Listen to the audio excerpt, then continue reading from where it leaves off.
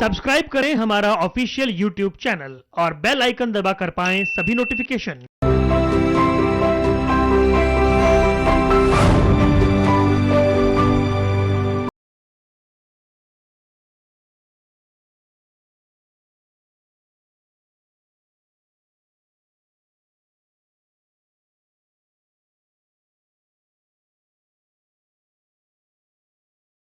नमस्कार, M1 news में आपका स्वागत है। मैं हूं आपके साथ वरुण गोयल। आप देख रहे हैं हमारी खास पेशकश सेवा टाइम्स आर्ट ऑफ लिविंग के संग।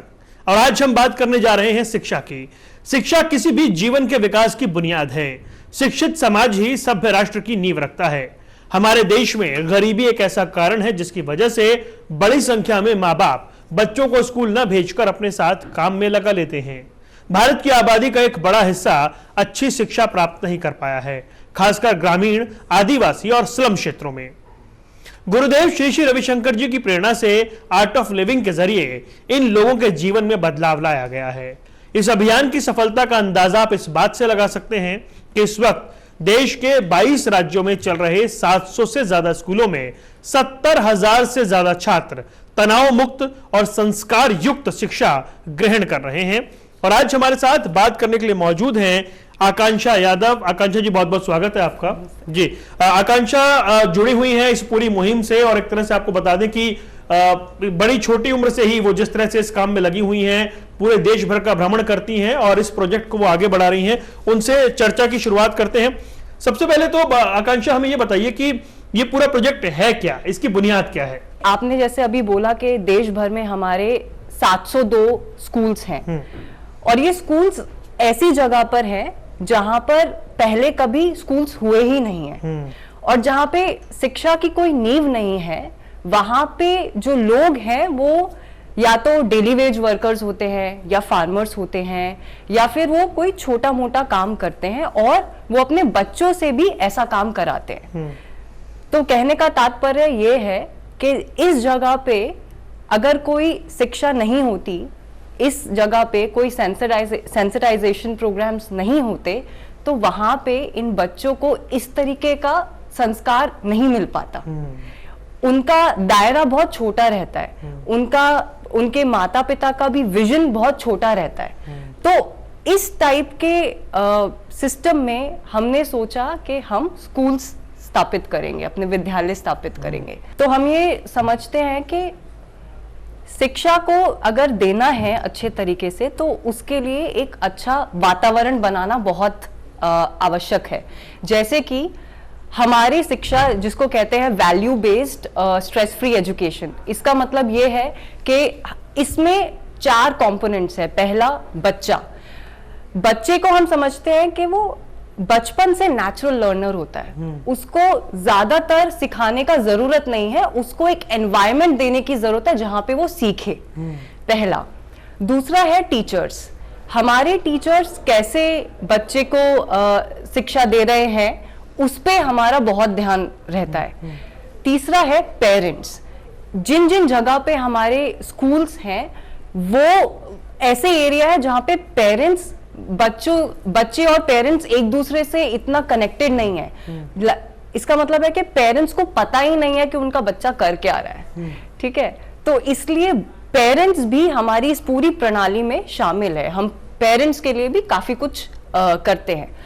फोर्थ, जो चौथा पार्ट है, कम्युनिटी भी एक बच्चे के शिक्षा में बहुत भागीदार होती है। तो हम इन 4 कंपोनेंट्स पे जब काम करते हैं तब एक बच्चा एक अच्छे एनवायरनमेंट में पल के उसका एक चरित्र निखरता है। तो ये हमारा पूरा value based stress free education का आधार है। आकांक्षा जी, एक चीज और हम आपसे समझना चाहेंगे, स्ट्रेस फ्री एजुकेशन, इसे हम कैसे समझें? स्ट्रेस फ्री एजुकेशन आप ऐसे समझिए कि जैसे मैंने आपको पहले भी बोला कि इन इलाकों में बहुत स्ट्रेस रहता है। स्ट्रेस कैसे रहता है मैं बताती हूँ।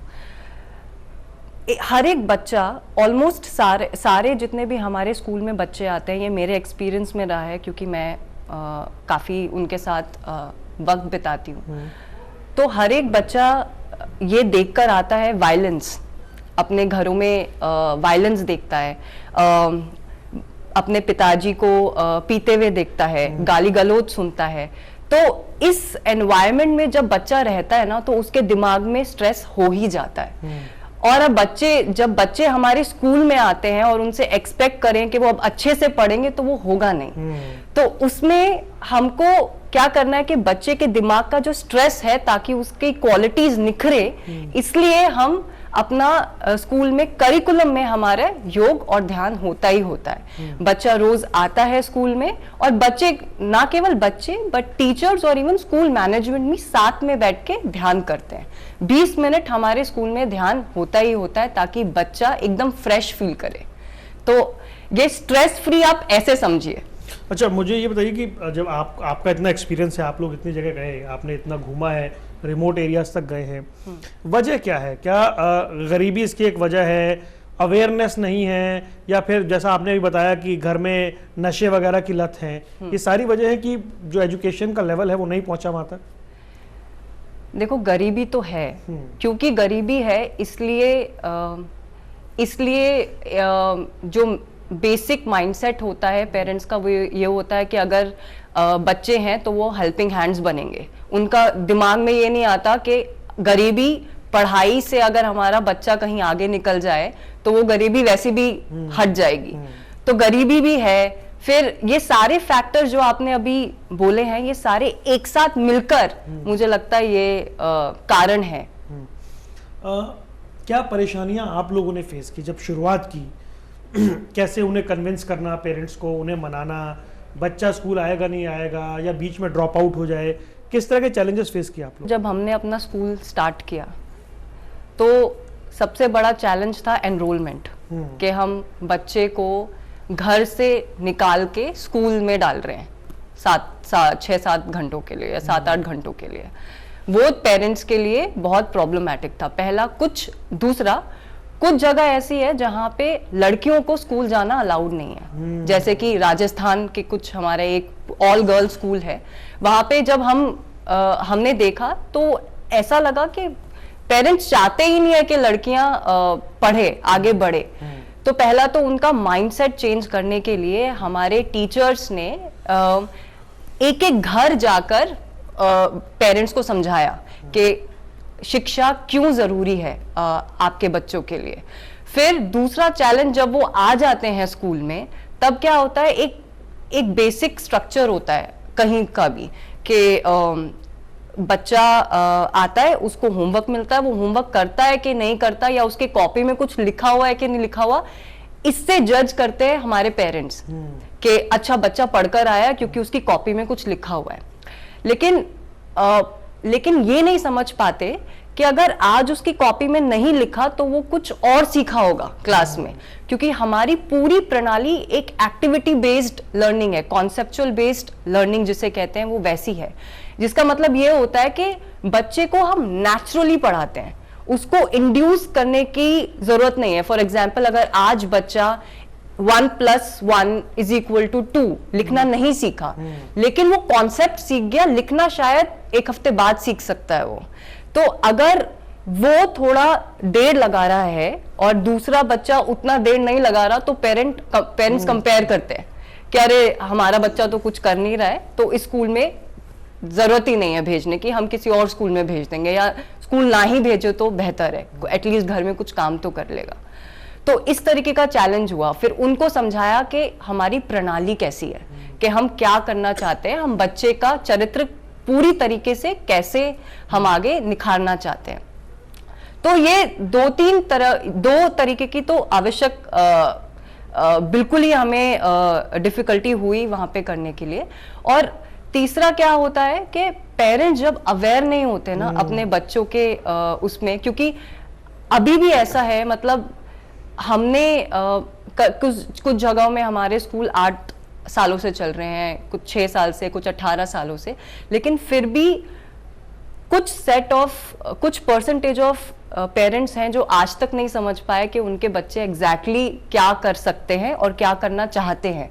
तो उनमें वो जो गैप है ना, वो फिल नहीं हो पा रहे। छोटी मात्रा में, लगभग हम क्लोज टू 50% चले गए हैं, जहाँ पे पूरा फैमिली बच्चों को सपोर्ट करता है, लेकिन फिर भी हमें बहुत चैलेंजेस उस वक्त ज्यादा हुए थे, अब थोड़े कम हो गए क्योंकि हमारे टीचर्स निरंतर प्रयास कर रहे हैं पेरेंट्स के साथ, बच्चों के साथ, कम्युनिटी मेंबर, सरपंचों के साथ, ताकि बच्चा आगे निकल पाए। एक जो चीज मैं देख रहा हूँ कि जो 70,000 से ज्यादा बच्चे पढ़ रहे हैं आपके यहाँ, उसमें लड़का लड़की का जो रेशो है वो बहुत ही शानदार है।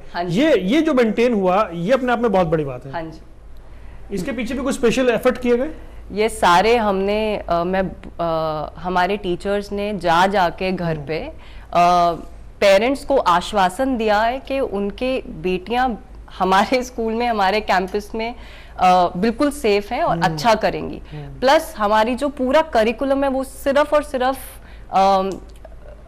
किताबी पढ़ाई पे बेस्ड नहीं है, उसके अलावा भी जैसे कि हमारे स्कूल में जो बच्चियां हैं, जो गर्ल स्टूडेंट्स हैं, वो स्पोर्ट्स में पार्टिसिपेट करते हैं, मेडल्स लेकर आते हैं, फिर वो डिबेट्स में पार्टिसिपेट करते हैं, मेडल्स लेकर आते हैं, फिर ओलंपियाड में पार्टिसिपेट करते हैं तो भी मेडल्स लेकर आए। तो इस टाइप की एक्टिविटीज से, या फिर जब वो हमारे स्कूल में एक एनुअल जब डे होता है तो वो पूरा एक गांव के लिए सेलिब्रेशन होता है, क्योंकि हम पूरे गांव को और पूरे कम्युनिटी मेंबर, सरपंच को इनवाइट करते हैं ये दिखाने के लिए कि बच्चे कितने इनोवेटिव तरीके से परफॉर्म कर रहे हैं या उन्होंने क्या क्या बनाया है। तो जब वो अपने घर की लड़कियों को देखते हैं कि उन्होंने इतना अच्छा काम किया है, तो वो बिल्कुल उनके लिए बहुत आह मोमेंट हो जाता है।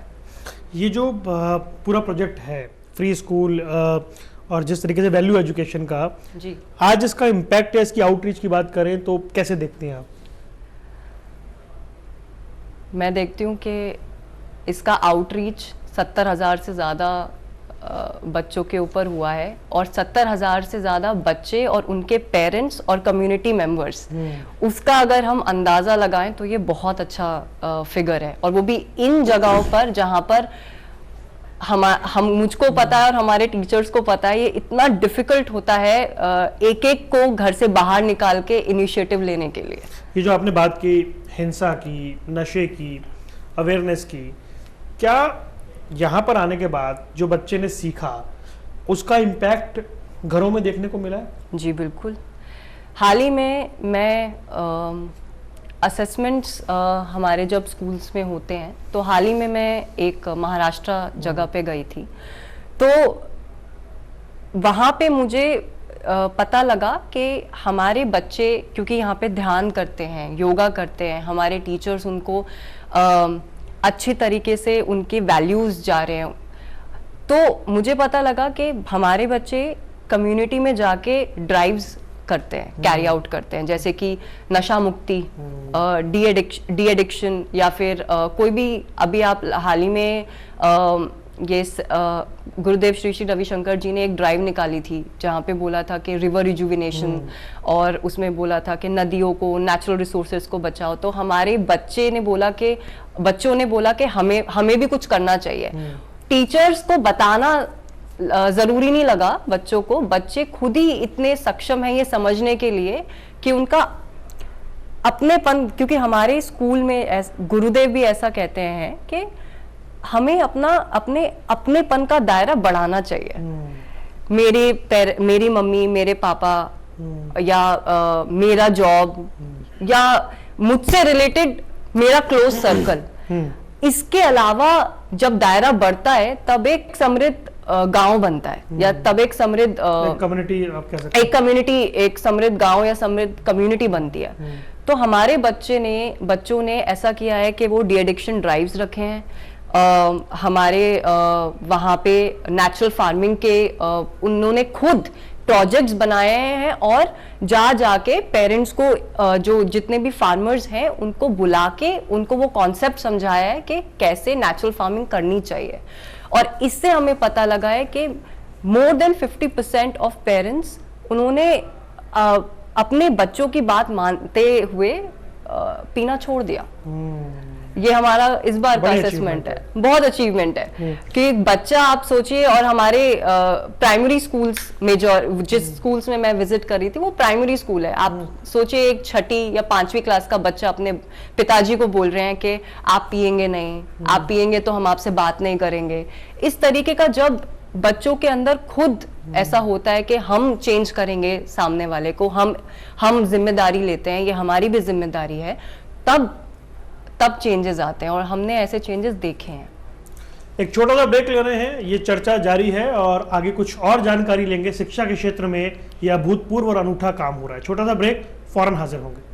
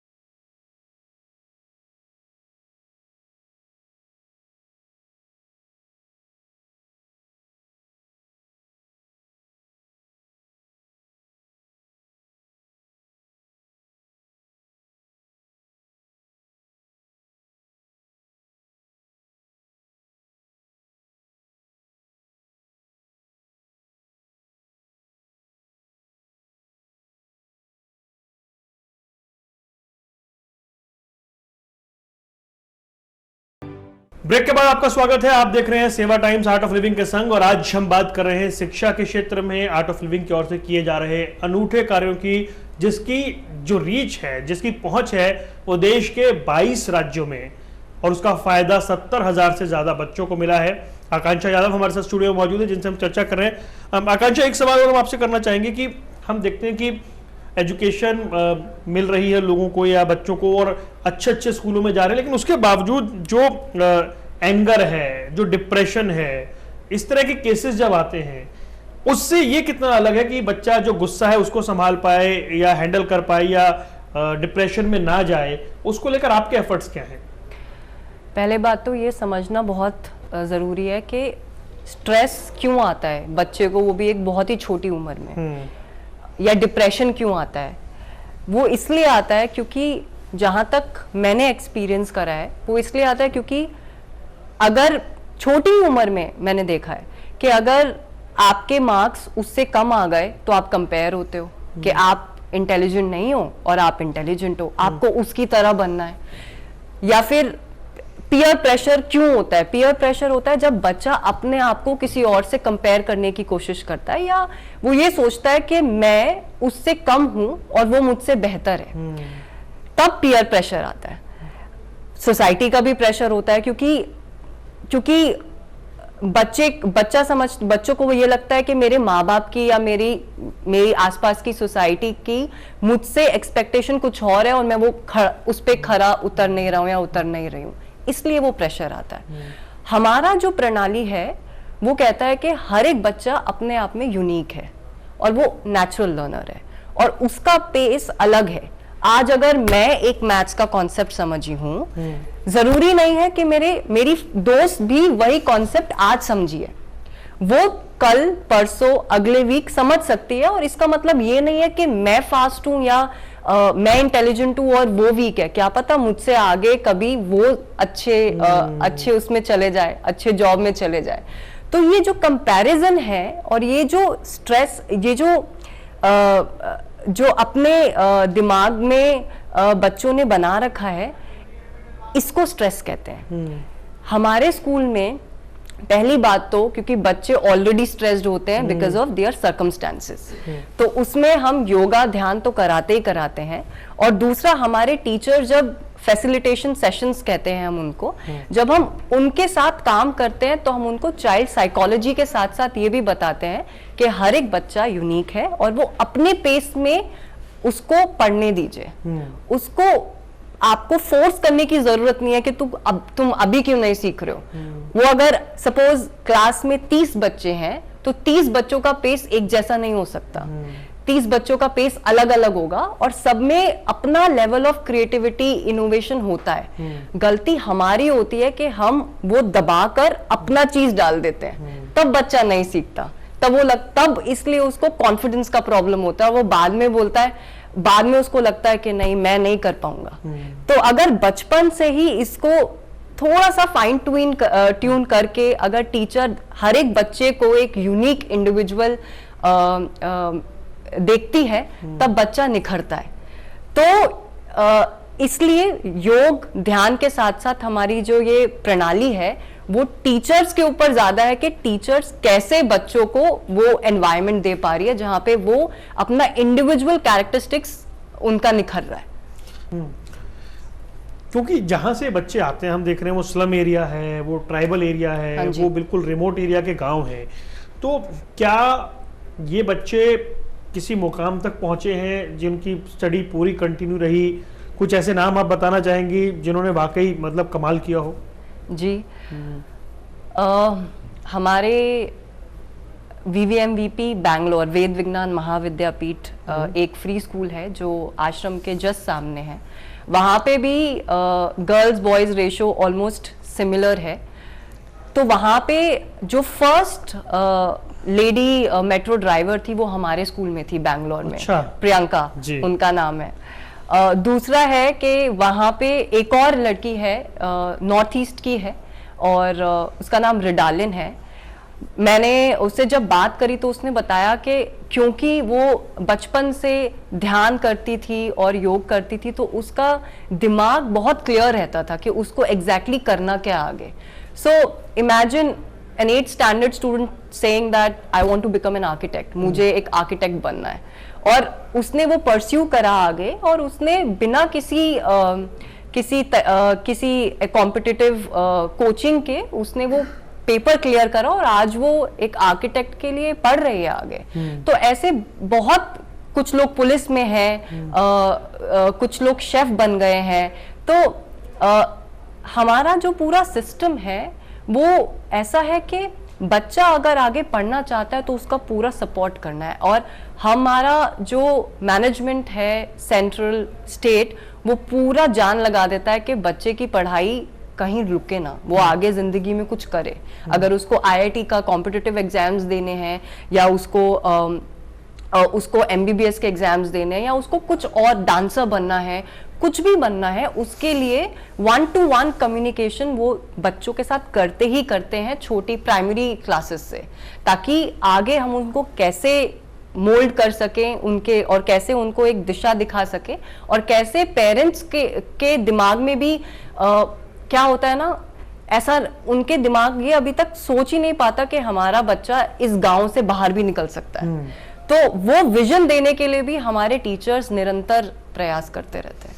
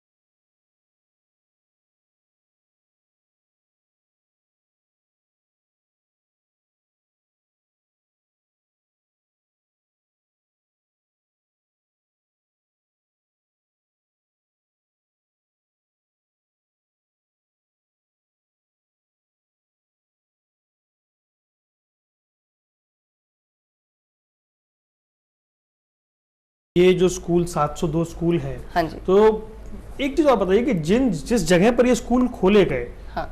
उस इलाके में, उस गांव में, उसके आसपास कुछ बदलाव हुए? जैसे कि मैंने आपको बताया था कि सिर्फ ना केवल बच्चे बल्कि टीचर्स भी, हम इनको कहते हैं चेंज एजेंट्स।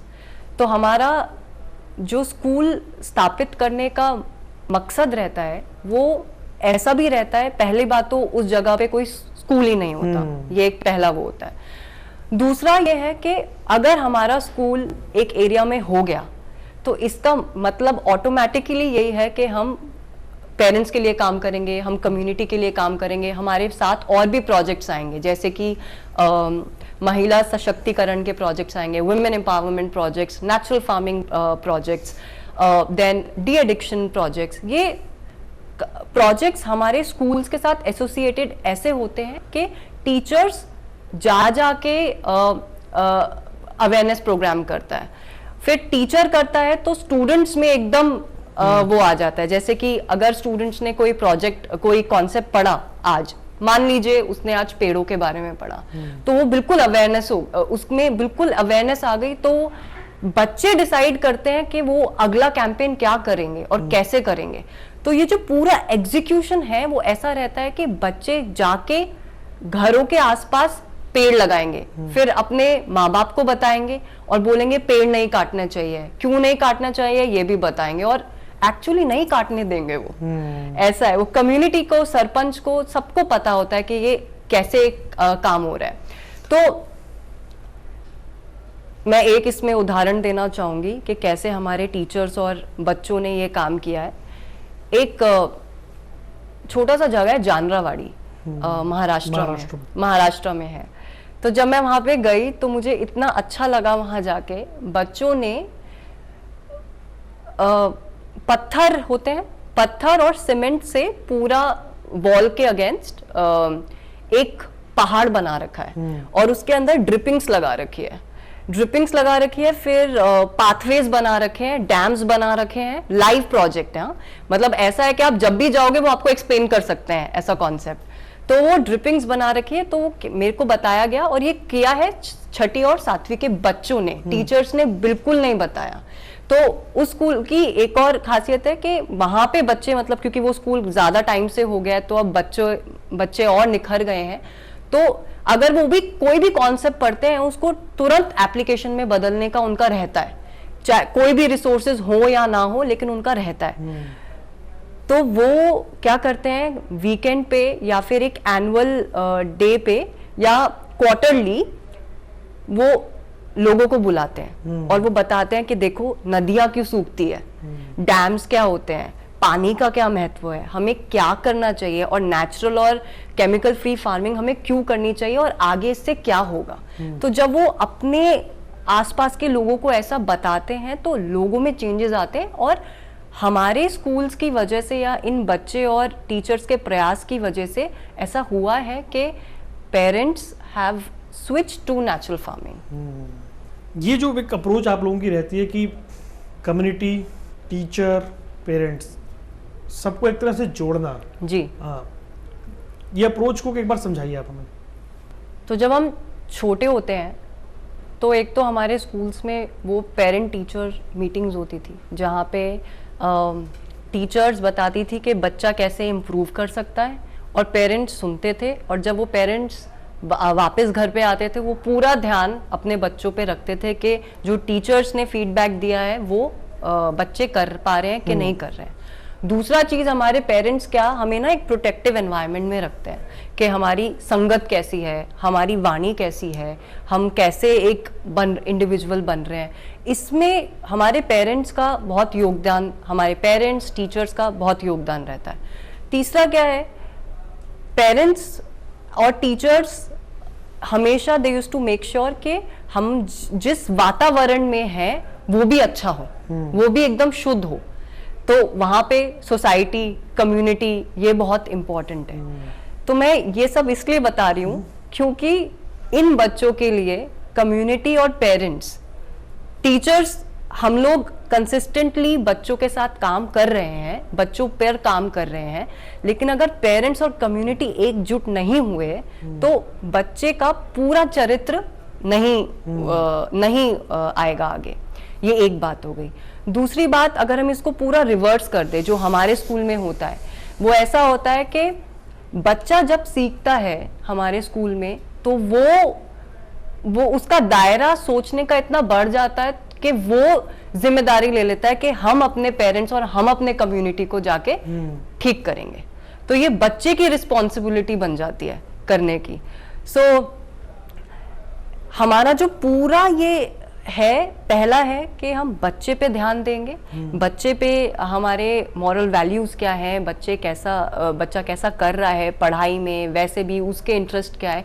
हमारे टीचर, एक एक टीचर को क्लास में बैठे हुए एक एक बच्चे के बारे में विस्तार से पता है, वो इस सेमेस्टर में कैसा परफॉर्म किया, क्यों नहीं परफॉर्म किया, उसका क्या गुण अभी निकल रहा है, टाइम मैनेजमेंट। जब मैं उनकी लॉग बुक देखती हूँ तो मुझे लगता है कि ये टाइम मैनेजमेंट और ये सब तो मैनेजमेंट टर्म्स हैं, मतलब एमबीए में जाके बच्चे या टीचर्स कभी यूज करते हैं। लेकिन इतनी छोटी उम्र से जब टीचर इतना छोटा छोटा, और वही टीचर जो गांव में रहते हैं, वही टीचर्स जिनको इतना कुछ रिसोर्सेज नहीं मिलते, लेकिन फिर भी उनका एकमात्र जो एम होता है वो ये होता है कि कैसे ये बच्चा, हर एक बच्चा जो हमारे स्कूल में है, ये कैसे निखरे, कैसे एक रिस्पॉन्सिबल सिटीजन बने और कैसे ये दूसरों का भी रिस्पॉन्सिबिलिटी ले। तो ना केवल एकेडमिक्स बट कैसे एक रिस्पॉन्सिबल ह्यूमन बीइंग हमारे बच्चे बने सोसाइटी के लिए, अपने माँ बाप के लिए, ये टीचर्स का उत्तरदायित्व होता है। दूसरा पेरेंट्स का, क्योंकि हमारे उसमें parents is the secondary component, तो इसलिए फिर वो पेरेंट्स को हैप्पीनेस प्रोग्राम कराते हैं। हैप्पीनेस प्रोग्राम में वही होता है, ध्यान होता है, योग होता है, उससे सेंसिटाइजेशन होता है। जब पेरेंट्स भी घर जाके ध्यान करते हैं, वो भी समझ पाते हैं कि हमारे स्कूल में क्या हो रहा है और बच्चा क्या सीख रहा है, उसका ओरिएंटेशन भी हम वैसे देते हैं। तीसरा, जब कम्युनिटी कोर्सेज होते हैं, तो जब कम्युनिटी कोर्सेज होते हैं तो उसमें सेंसिटाइजेशन प्रोग्राम्स, नवचेतना शिविर, हम ये सब उनको देते हैं। तो उस तरीके से सारे जब लोग एकजुट हो जाते हैं तो ये कम्युनिटी के ऊपर भी, कुछ कम्युनिटीज ऐसी हैं मैंने देखी हैं कि वो ये बोलते हैं कि अगर इस इलाके में स्कूल है तो ये हमारी रिस्पॉन्सिबिलिटी है कि वो अच्छे से चले। सरपंच बोलता है ये हमारी रिस्पॉन्सिबिलिटी है कि बच्चा अच्छे से आगे बढ़े इस स्कूल में, और इसके स्कूल के बच्चों को कोई दुख, कोई भी प्रॉब्लम ना फेस, परेशानी ना फेस करनी पड़े। तो इस तरीके से हमारी ये प्रणाली काम करे। अच्छा, अंत में आपसे जानना चाहेंगे फ्यूचर प्लान्स क्या है आपके? देखिए, आज भी इस देश में 13,000 से 14,000 गांव ऐसे हैं जहां पे बिल्कुल स्कूल्स नहीं है। तो हमारा हमेशा ये रहता है, हम क्वालिटी एजुकेशन, और जहां ज़रूरत है वहां अपने स्कूल की स्थापना करें, प्रोजेक्ट्स उनके साथ रखें, और एक मॉडल सोसाइटी, मॉडल विलेज के प्रोजेक्ट्स पे हम उनके साथ, कम्युनिटीज के साथ काम करें, सब मिलके। आकांक्षा जी, आप स्टूडियो में आई, आपने हमारे लिए वक्त निकाला, आपका बहुत बहुत धन्यवाद। तो हमारे साथ थी आकांक्षा यादव, और आपको बता दें सेवा टाइम्स आर्ट ऑफ लिविंग में आज फिलहाल इतना ही। और ये जिस तरह का सामाजिक सरोकार का ये काम चल रहा है, शिक्षित भारत यानी कि उज्जवल मजबूत भारत के भविष्य का निर्माण हो रहा है, उसकी नींव रखी जा रही है। आज दीजिए इजाजत, फिर होगी मुलाकात। नमस्कार।